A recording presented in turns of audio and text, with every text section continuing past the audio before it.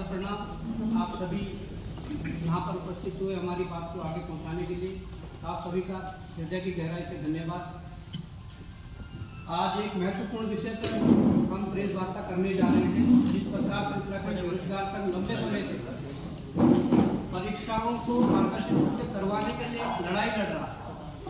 उसी से संबंधित कुछ मामले हैं जिसको मैं आप सबके सामने रखना चाहता हूँ। इससे पहले मैं एक बार आप सबको परिचय करवा दूँ।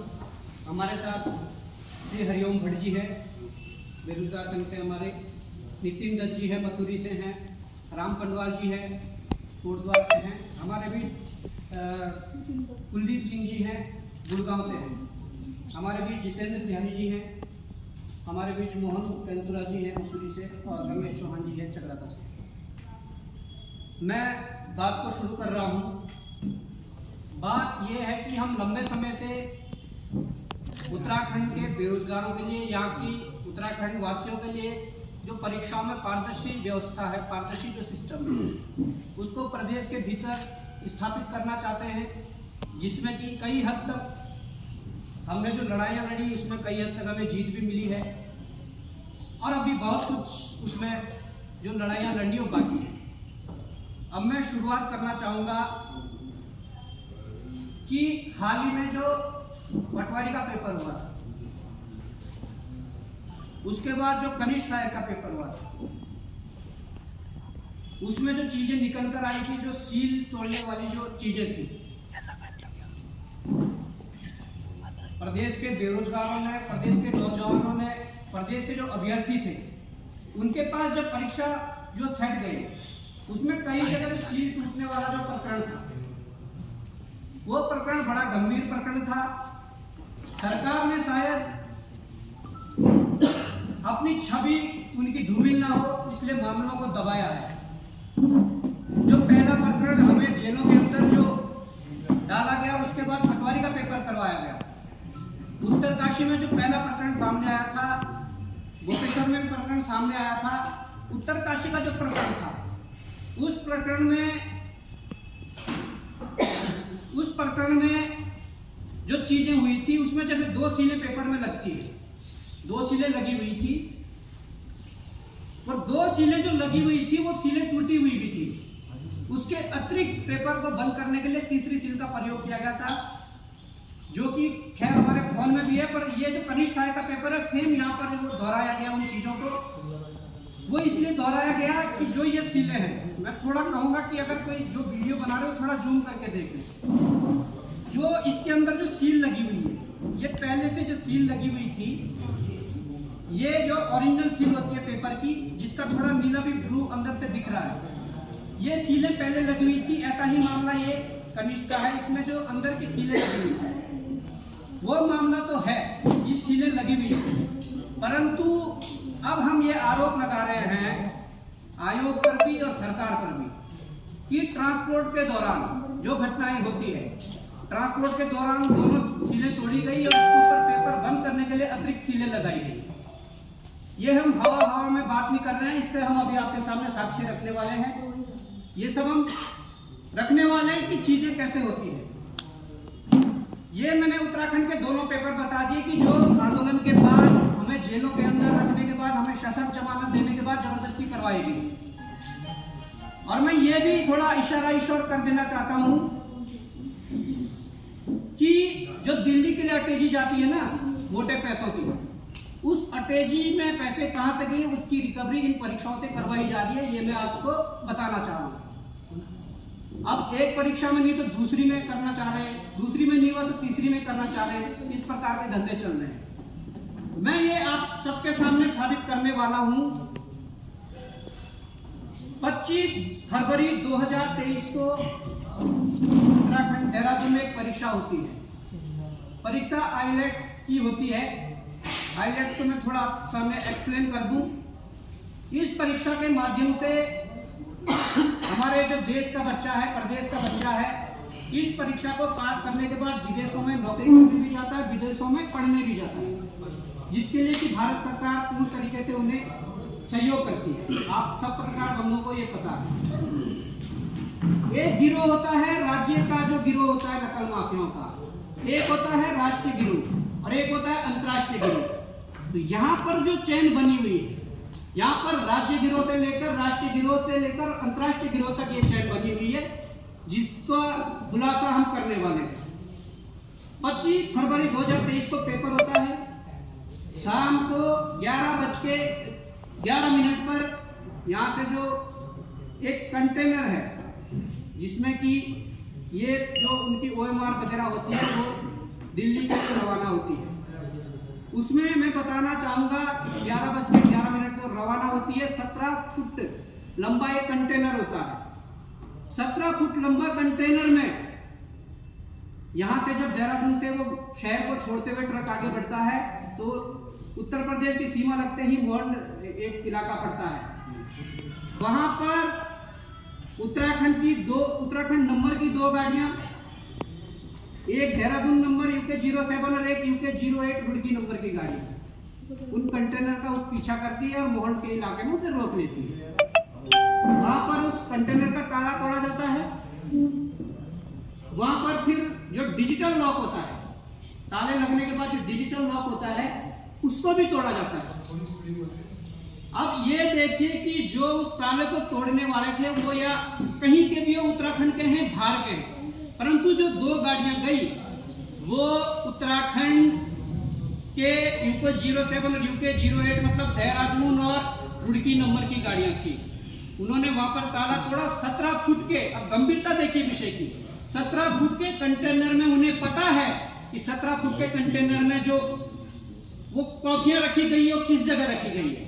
ताला तोड़ने के बाद सीधे वहीं जाते हैं, उस लोकेशन पे जाते हैं। ये तो 17 फुट वो पहले ढूंढते फिरते। वो किस लिए होता है? वो इसलिए होता है कि उन्हें पता होता है, क्योंकि अंदर के लोग जहां से OMR बाहर निकलती है वहां से उन्हें पता होता है कि कहां पे रखा है, कहां पे शिफ्टिंग की गई है। ये सारी चीजें उन्हें बता दी जाती है। तो मैं कहना चाहूंगा कि जो पटवारी और इसमें जो सील वाला प्रकरण हुआ, आयोग ने हाथ खड़े किए, आयोग अपनी सफाई दे रहा है। हमारा जो सरकार है वो बड़े बड़े होल्डिंग लगा रही है कि हमने नकल रोधी कानून लाने के बाद 3 परीक्षाएं सफलतापूर्वक पूरी कर दी है। जबकि हालात ये है कैसे डिजिटल लॉक तोड़ा गया, किस प्रकार से कॉपियां बाहर निकाली गई। और मैं चाहता हूं कि हमारे साथ जो कुलदीप भाई हैं, इनका ट्रांसपोर्ट का पूरा अपना बिजनेस है, ऑल इंडिया इनकी वो गाड़ी थी। मतलब आपके साथ यहाँ से गाड़ी जाने के बाद जो घटना हुई, आप एक्सप्लेन करिए पूरे पत्रकार महोदयों के साथ कि क्या से क्या शुरू से लास्ट तक।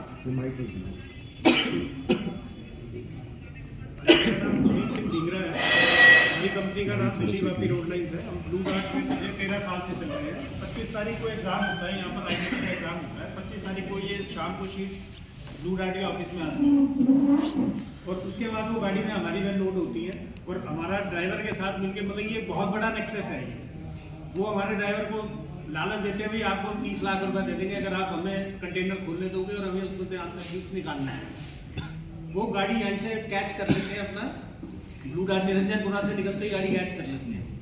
बॉन्ड जाके वो गाड़ी वहाँ पर मतलब खड़ी करते हैं। उसमें डिजिटल लॉक, ई लॉक लगा हुआ है, तो ई लॉक को वो हैक करते हैं और ई लॉक को खोलते हैं और उसमें से आंसर शीट्स वो निकाल देते हैं। और ड्राइवर के साथ साथ 3 के 4 गाड़ियाँ उनकी साथ में थी और वो आंसर शीट्स वगैरह जो होती हैं वो अपने साथ गाड़ी के अंदर रख लेते हैं। उसमें आंसर शीट चेंज हुई है या उसमें लिखा गया है, वो जो लड़कियों की जिनकी भाई जिन्होंने सेटिंग करी थी अब खाली शीट लेके आएंगे, उनकी शीट भरी गई है।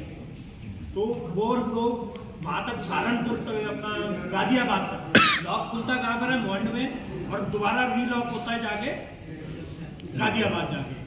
फिर वो उसको ड्राइवर को पैसा देते हैं और पैसा देके उसको कहते हैं यार तू ये पैसा मेरे को वापस दे दे, हम तेरे को दे देंगे। एयरपोर्ट पे तू जाएगा, हम तेरे को पकड़ लेंगे। तू एयरपोर्ट गाड़ी खाली करके वापस आता है, एयरपोर्ट तक जाती है और वो बाहर आता है तो वो कहते हैं बाहर आएगा तो तेरे को पैसा हम दे देंगे, लेकिन उसको बाहर पैसा नहीं मिलता। हमें इस बात का पता चलता है 27 तारीख को, क्योंकि 25 तारीख को सैटरडे को एग्जाम का टेस्ट हुआ, संडे को छुट्टी होती है। मंडे को मेरे को कॉल आती है ब्लू डार्ट की कंपनी से कि आपकी गाड़ी में ऐसे ऐसे ताला टूटा है और आपका ड्राइवर इन्वॉल्व है। तो 27 तारीख को मैं यहाँ पर आता हूँ, मेरा अपना देहरादून हम आए। ड्राइवर ने मतलब कि अपनी गुनाह कबूल कर लिया, उसने कहा कि मैं गिला हुआ हूँ, मेरे से गलती होगी, मैं क्या कहते हैं उनको पकड़वा दूंगा।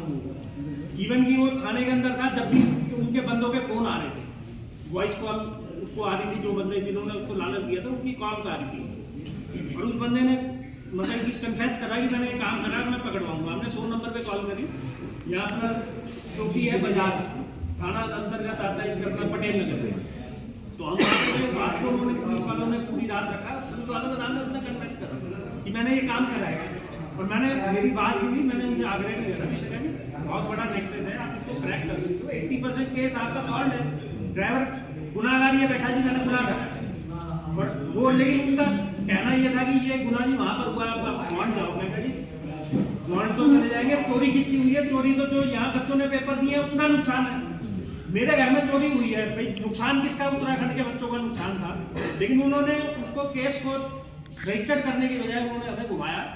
फिर उसके बाद हम गए यहाँ पर अपना मोहंड गए, मोहंड हमने वहाँ से चौकी इंचार्ज को लिया, फिर हम बिहारीगढ़ थाने गए, उन्होंने भी रिपोर्ट दर्ज नहीं करी वहाँ पर। फिर मैंने ऑनलाइन जन सुनवाई ऐप पे वो मैंने रिपोर्ट डाल दी, वो बस एरिया का ही सब होता रहा। ये इन्होंने फिर वहाँ से हमें लेटर भेजा कि ये हमारे एरिया से संदर्भ में नहीं है, आप कहीं और जाए। 3 दिन तक 4 दिन तक मैं ड्राइवर को लेके घूमता रहा, क्योंकि जब ये नहीं रख पाया तो ड्राइवर को मैं भी नहीं रख पाता। और ड्राइवर की हमने पुलिस वेरिफिकेशन वगैरह सब कुछ करा रखी थी। अगर ये उस टाइम थोड़ी सी सक्रियता दिखाते, अपनी इन्वॉल्वमेंट दिखाते, तो हो सकता है एक बहुत बड़ा गैंग या अनबस्ट हो जाता, अनर्थ हो जाता।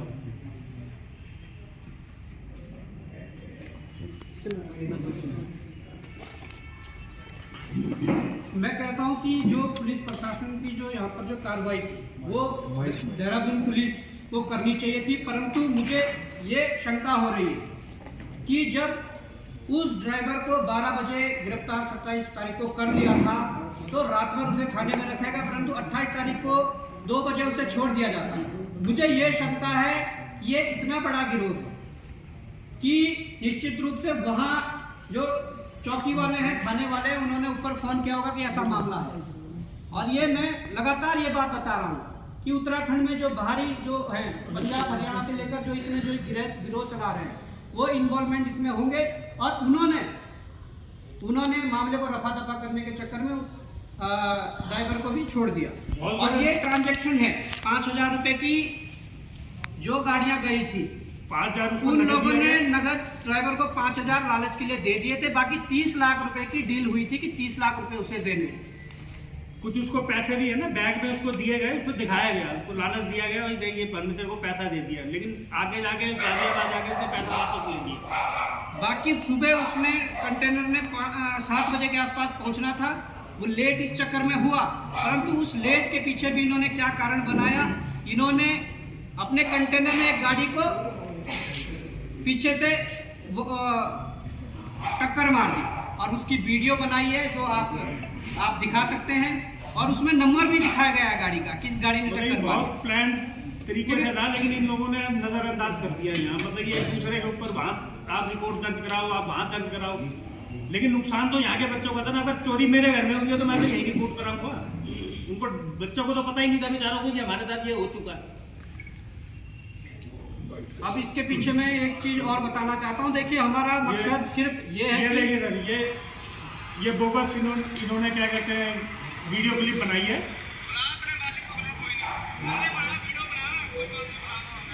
ये सिर्फ इसलिए कि वो जो लेट गाड़ी पहुंची है तो उसको मैनिपुलेट कर, ये इन्हें बनाया कि गाजियाबाद धुलाई के पास, क्योंकि ऑब्वियसली क्या है कि जहां तक ख्याल है जो बच्चे जिन्होंने पैसा देके मतलब कि काम ये करवाया, सर सीसीटीवी नहीं है तो इसमें कोई एक चीज इसमें वीडियो UK 07 और UK 08 नंबर की गाड़ी, वो पूरा नंबर भी क्या जानकारी में आता है? बिल्कुल सर, बिल्कुल आया है, नंबर भी दिया है, फोन नंबर्स भी पूरा दिए, नंबर आप एक बार खुलासा कर दें। पुलिस वालों को भी दिए हमने, मेरे पास इस टाइम तो नहीं होगा शायद। ये प्राइवेट थी कि मतलब किसी की अपनी गाड़ी थी कि किसी टैक्सी प्राइवेट नंबर सर ये तो वो अगर वो विवेचना करते इसको मतलब की कार्रवाई सर, आप करते, पूरा नंबर बता दीजिए बस। और एक बॉबी पवार की इसमें जो ट्रांजैक्शन 5,000 जी हुई है उनका अकाउंट नंबर कहीं कुछ नहीं, मैं ये कह रहा हूँ कि 90% केस सॉल्व था। अगर पुलिस थोड़ा भी अपनी सक्रियता दिखाती और थोड़ा भी मतलब गंभीरता दिखाती तो उसके बाद भी फोन कर राज्य गिरोह से लेकर राष्ट्रीय गिरोह से लेकर अंतर्राष्ट्रीय गिरोह तक ये कड़ी तोड़ सकते हैं। ड्राइवर जो है वर्तमान में भी कहाँ है ये ड्राइवर? वर्तमान में वो ड्राइवर है अपने घर चला गया, क्योंकि ये 27 तारीख का वाक्य है। फोन उसका ऑन है, पिछले 2 दिन उसने फोन बंद कर दिया था, तो कल मैंने उसे कॉल करी थी। अब वो डर के मारे आ नहीं रहा है, क्योंकि देखो ना, एक बार वो चोर कह रहे मैंने चोरी करी है, पुलिस वाले कह रहे हम पकड़ेंगे। कौन से थाने में आया उन्होंने रिपोर्ट ही नहीं दर्ज करी ना, हमने तो सिर्फ 100 नंबर पे कॉल करी। बाइट कर लो यार, बाइट करो, बाइट करो। अशोक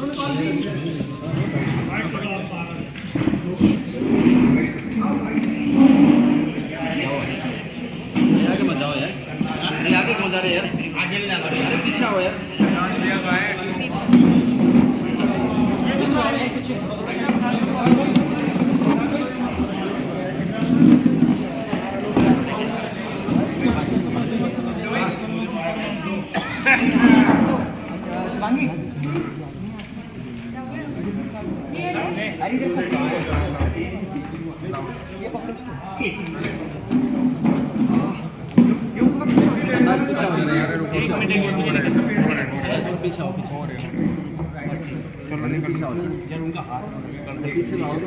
अरे ऐसे लगाना यार।